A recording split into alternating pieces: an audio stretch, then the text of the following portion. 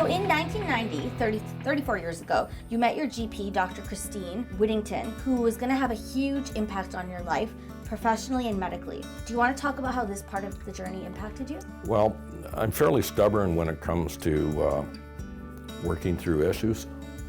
So the first time that I met Dr. Whittington, I went in thinking I had the flu, and I was limping, and so she's sort of doing my assessment, and it turned out that I was operating on a quarter of a lung. So at the end of my very first meeting with her, she gave me an ultimatum. I'll let you drive to the hospital and you call me within 15 minutes or I'm calling the police. So that was my introduction to her bedside manner. And I liked the honesty and I liked the rawness. So from that, she was asking me why I was limping, and I told her, well, I suffered from chronic gout. So she took an interest in that. She was trained in Australia, and she told me Australia has a very low level of inflammatory diseases. So she wanted to try to help me with the gout, and then she found out I had NDI, and that also piqued her interest as well. So you weren't surprised when Dr. Whittington began talking to you about looking at a transplant. Were you relieved? How did that process look? I was relieved that she was talking about me getting a transplant. I did a lot of research ahead of it. I came to my own personal conclusion that no matter what form of dialysis you are on, it's living hell.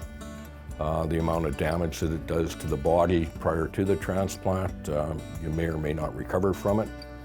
So we talked about that quite extensively, and she agreed with me, so she started pushing for the transplant. And she advocated both with Dr. Swartz and through Dr. Swartz with Dr. Landsberg. So we pushed long enough that Dr. Landsberg had granted me an initial interview, and that was about 2010. And he listened to me and said, well, you don't meet our criteria yet. He says, you have too much kidney function left. But one of the benefits that I had from that meeting is I did get the pre-transplant workup. I ended up getting 29 different inoculations prior to the transplant. So I got all that done, and then they started donor search. I'm blessed coming from a large family, because we searched the family, and I think we had about 20 people apply to it. And out of the 20, I ended up with 3 valid donors. One was my sister, one was my aunt, one was my brother. They ended up taking my brother's kidney. The other side benefit from that is I had 3 relatives that had hidden medical problems that they weren't aware of, and they ended up getting those treated before they became issues. So that's the other benefit of going in for that workup. It is extensive. We've definitely heard that before, that family members going to get tested and they find out that, they have markers for kidney disease or some other medical heart issues. disease or something. Absolutely. It was amazing what they found out. One uncle his gallbladder was going. He had no symptoms of it. So they took a gallbladder out before it got bad. The other one, he had a heart murmur he didn't know about. And it was quite severe, and they ended up addressing that for him. So the benefits of applying to be a donor are sometimes hidden, and it did help my family. So the journey actually continued after that. In 2015, you met with Dr. David Landsberg again. Yes. To discuss a preemptive transplant. Well, it wasn't preemptive at the time, it was to discuss my eligibility. So he remembered that I was there in 2010, and he looked at my file and noted that I still hadn't met their criteria. And I explained to him that I'd been graphing the decay of my kidney and that I'm not going to meet their criteria until I was in my early 70s. So the problem that I had with being in my early 70s is, well, the 2 big issues. Number one is, okay, my declining health, what's the outcome going to be? I feel that I have a better opportunity to have a successful outcome when I'm younger.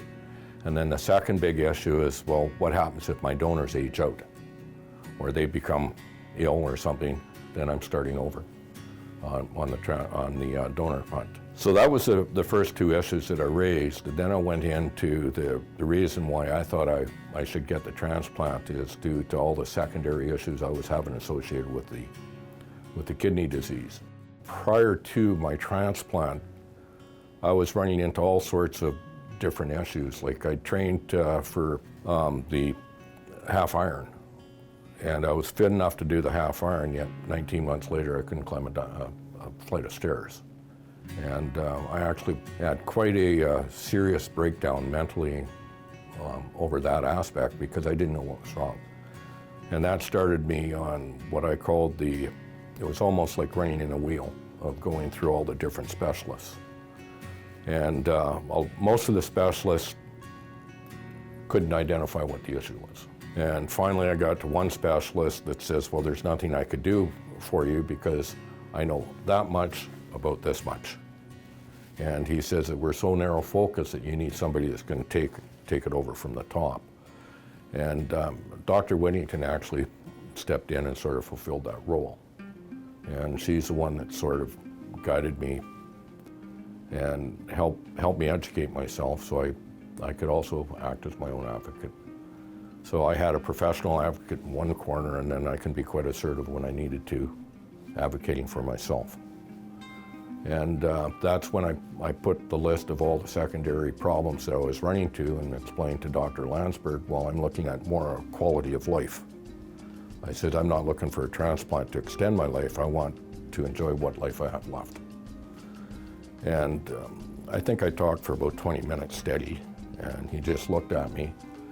And at the end of it, I said, well, what do you think? And he says, well, there's nothing I can argue with. You presented a very good case. And I said, well, what does that mean? He said, you'll have a kidney by Christmas. Alvin, thank you so much for sharing your story with us so far of living with NDI. Up next, Alvin is going to share his story about receiving a kidney transplant from a living donor.